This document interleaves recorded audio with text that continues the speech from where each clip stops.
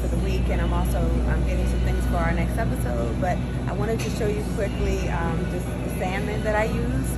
I know when I first started cooking with salmon, I really didn't know what piece to get, and I went to the frozen aisle, which is exactly where you do not want to be.